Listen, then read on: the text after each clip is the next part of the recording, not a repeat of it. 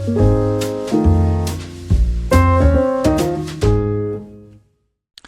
guys, welcome to another video. In today's tutorial, we're going to talk about the OpenClaw SubAgent. So what is SubAgent? So it is a background agent that runs spawned from an existing agent run. And so all the agents are equal from definition. So depends on the order of the operations. So an agent can be a subagent of another agent. So once they run in a session, for example, agent orchestrator is running in one session, and when they spawn another agent within the same session, it will become a subagent. So that agent, when they finish running in the same session of the calling agent, so they will return the response back to the requester. And we'll see that in a little bit.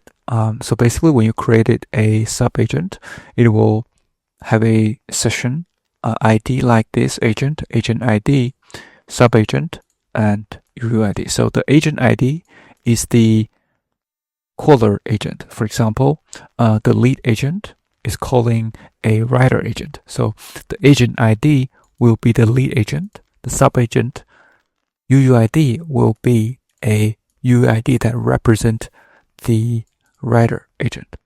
So that's what subagent is. So in this tutorial, we're going to show you how to set that up as quickly as possible, so we can see how this works. So that being said, let's get started. So if you have not seen my previous tutorial, how to set up OpenClaw and Visual Studio on Kaggle, feel free to check out those videos.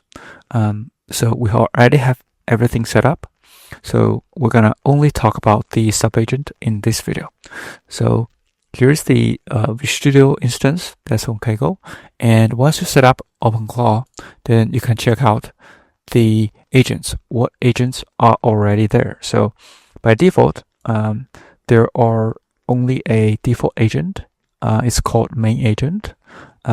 If you want to add more agent, for example, you want to add a orchestrator agent as a lead agent, you just use the agents add to add this orchestrator, and then you can add as many as agent as possible.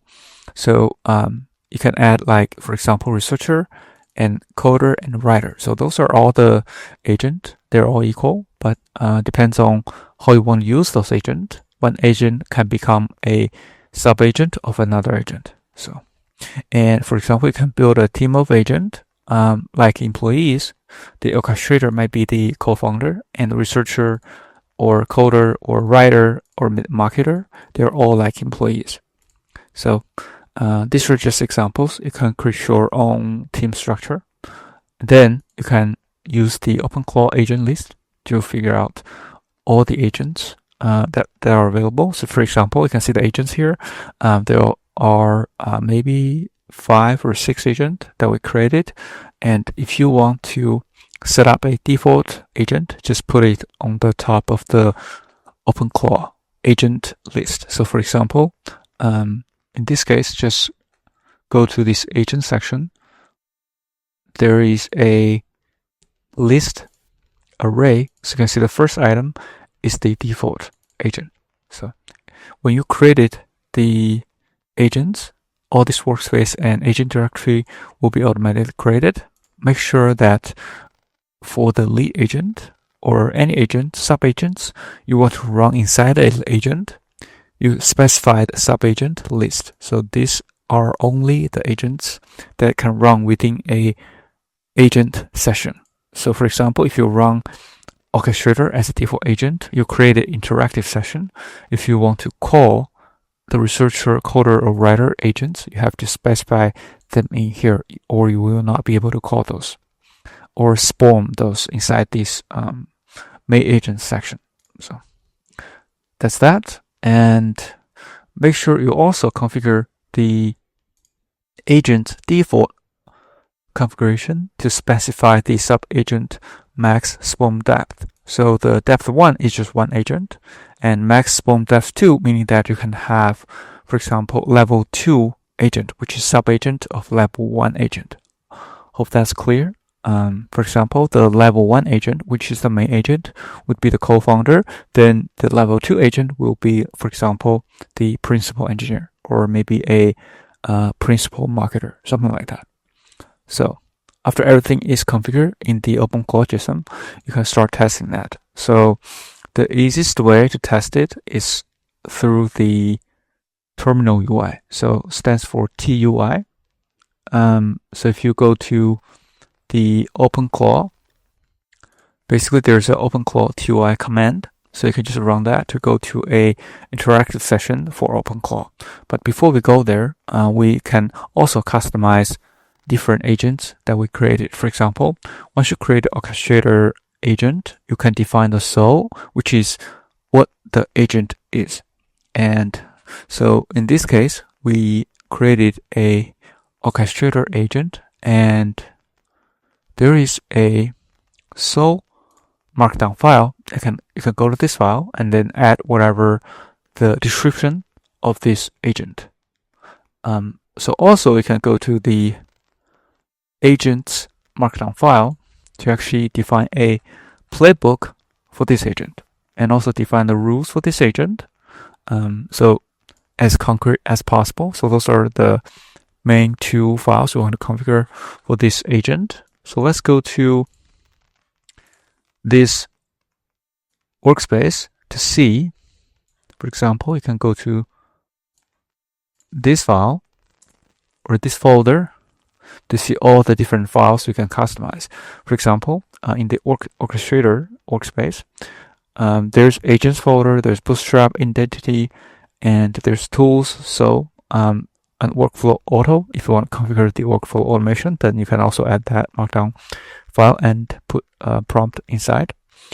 So those are the files you can customize. So that's how you define a agent. You can define different agent in the similar ways, but you can call them or operate them as needed. So let's go back to the documentation. So yes, next, then we can actually use the interactive section, which is the terminal UI, to run some tests. So once those are ready, just go to this OpenClaw and TUI. So you can just hit enter. So this will actually spin up a interactive session for the main agent, which is orchestrator in this case. You can see there's already run a lot of tests here. So you can paste your prompt. For example, if you want to spawn a researcher, you can actually create a prompt like that, but don't paste to the terminal yet. So to actually spin up a researcher subagent, in this case, you have to type /. So this will give you the list of the command you can use. For example, if you want to create a subagent, just type subagents, and you can see all these different commands you can use. So in this example, you can say, okay, subagents, you can do a list. You can see right now there's not really a subagent. And you can also just type in subagent spawn. So this is basically going to spawn another new agent. In this case, it will spawn, for example, if you want to spawn writer, it will create a writer subagent. You can see there's an agent writer and as a subagent. So in the session, you can also switch agent. So for example, you can go to here and you can say, I want to switch agents. You can basically see the description of that command. Agent is switch agent for open picker, and there's agent open agent picker. So you can do either like agents, and then you can pick the agent you want to use. For example, you can just pick the writer or researcher. It will spin up a session for that agent. For example, if you pick a writer, it will have a writer agent spin up. So you can see the agent writer, right? So this is a writer session. But if you want to spawn a subagent within this main agent, just go to for example, in this case, the orchestrator would be the default main agent. And then if you want to spawn a subagent within a agent, just go to subagent.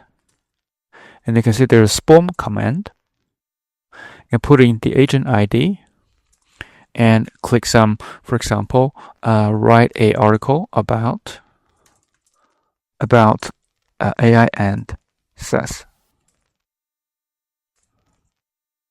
Right? So basically this is how you actually tell the writer agent to write a article within the same session of the main agent, which is the orchestrator. So we have done similar things. So you can see spawned subagent writer, and there's a session ID, right? And basically after it's finished, you'll see the article has been written, which is in the same session of the orchestrator. So this is how you actually use subagent within the OpenClaw. So let's go back to the documentation. So you can see basically there are a list of comments. You can try it out. And in the description, basically it says when finished, announce the result back to the requester chat channel. So in this case would be the terminal UI. You can see the result is returned back. So that's it, hopefully, and this is helpful. If you do like this video, please subscribe, like, or comment. If you have any questions, thanks so much for supporting the channel, and see you in the next one.